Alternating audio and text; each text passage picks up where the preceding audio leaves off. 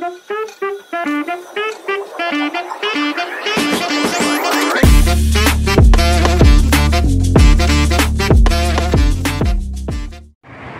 teman-teman, kembali lagi bersama Reza.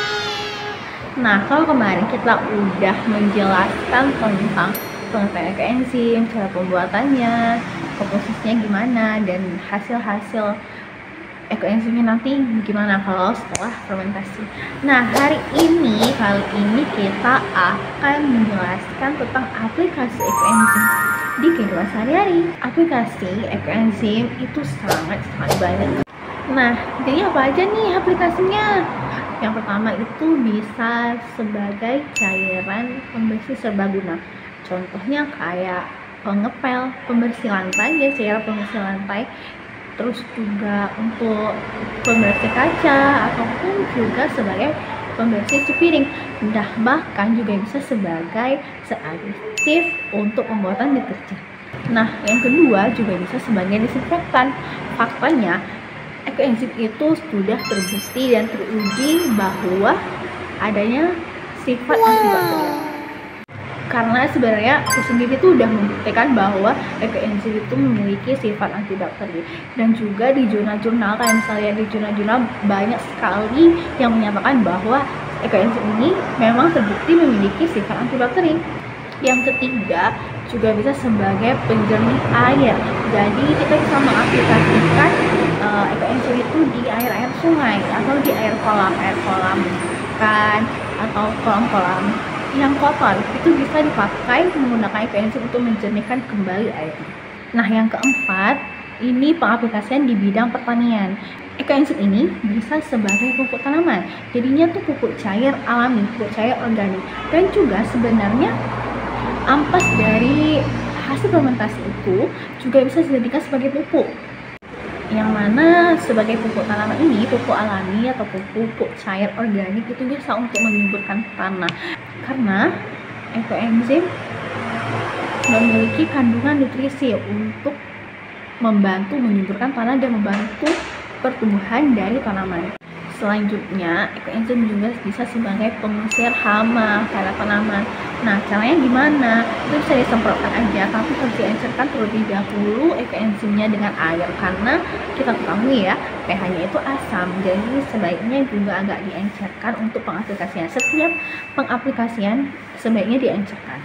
Aplikasian ekoenzim untuk pengusir hama ini juga udah saya buktikan di tanaman saya yang terkena hama. Nah, cuman salahnya saya tidak rutin, jadi dia hamanya datang lagi. Tapi setelah sehari penyemprotan itu benar-benar hamanya hilang. Selanjutnya adalah bisa untuk menyembuhkan sakit kulit. Nah, air ekoenzim ini bisa dipakai untuk merendam kaki ataupun yang lagi gatal-gatal atau terkena masalah penyakit kulit, bisa menggunakan ekoenzim, dan harus diencerkan terlebih dahulu. Nah, selanjutnya apa nih aplikasinya? Yang kali ini benar-benar menarik teman-teman. Ternyata ekoenzim itu juga bisa mengatasi sakit gigi dan juga sariawan. Gimana caranya? Ya dikumur-kumur. Jadi kumur-kumur kayak anti, ya kayak obat kumur untuk sariawan pada umumnya lah ya. Nah, menarik banget kan? Tapi pasti kalian bertanya-tanya kayak, gimana? Ini kan dari limbah loh, dari limbah yang kita bisa bilang itu ini ya, sejenis yang udah kotor gitu ya. Gimana kok bisa gitu kan? Tapi ternyata emang benar bisa dijadikan seperti itu. Bahkan juga ada yang sampai bisa diminum gitu. Tapi ya sangat jarang ya, hanya orang-orang yang kuat aja. Kayak maksudnya kuat itu adalah yang kayak benar-benar imannya tuh kuat untuk meminumnya.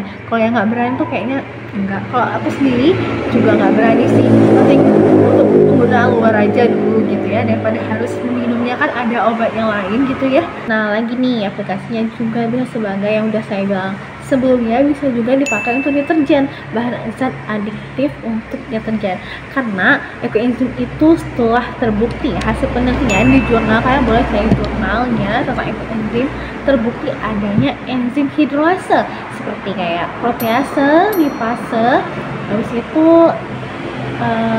hidrolase. Nah, terbukti adanya enzim tersebut untuk bahan pencuci ya, untuk bahan pencuci, karena seperti yang kita tahu lipase untuk menghidrolisis lemak, jadi bisa sebagai pencuci ya untuk noda-noda lemak, minyak kayak gitu. Jadi bisa dipakai untuk zat pendeterjen gitu ya, untuk pembersih lah istilahnya ya. Nah, selain untuk bahan aditif untuk pembuatan deterjen, juga bisa untuk sebagai pencuci piring, karena aku sendiri juga udah membuat sabun pencuci piring dari Ekoenzim. Tentunya dengan adanya tambahan yang lain ya, tapi zat utamanya itu pembersihnya itu adalah Ekoenzim. Aku udah gunakan dan benar-benar bersih guys, dan benar-benar bersih dari noda-noda.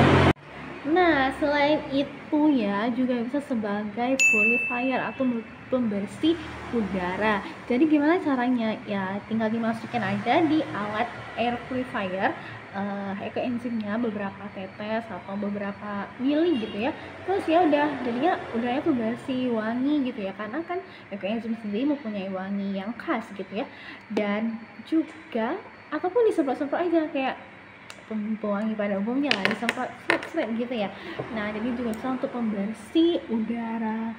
Itulah dia beberapa manfaat Ekoenzim di kehidupan. Sebenarnya sangat banyak lagi hal yang bisa dipakai dari Ekoenzim ini ya.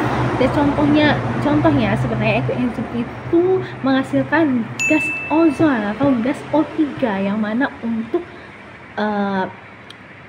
mengatasi efek rumah kaca ya. Jadi itu sebenarnya Ekoenzim itu sangat-sangat penting juga di dalam kehidupan alam ini ya gitu. Jadi benar-benar kalian harus buat Ekoenzim karena manfaatnya banyak banget. Nah, itu aja deh. Seperti yang udah saya bilang sebelumnya, kalau ingin menggunakan Ekoenzim harus dilarutkan dengan air. Untuk takarannya kalian bisa cari di Google aja, itu ada takarannya untuk pupuk cair berapa, misalnya 10 mili Ekoenzim ditambahkan dengan 100 mili air gitu ya. Contohnya kalian bisa cari di Google, dan juga bisa cari di Google lagi apa aja manfaat dari Ekoenzim. Sebenarnya itu banyak ya guys ya. Udah itu aja, semoga bermanfaat guys.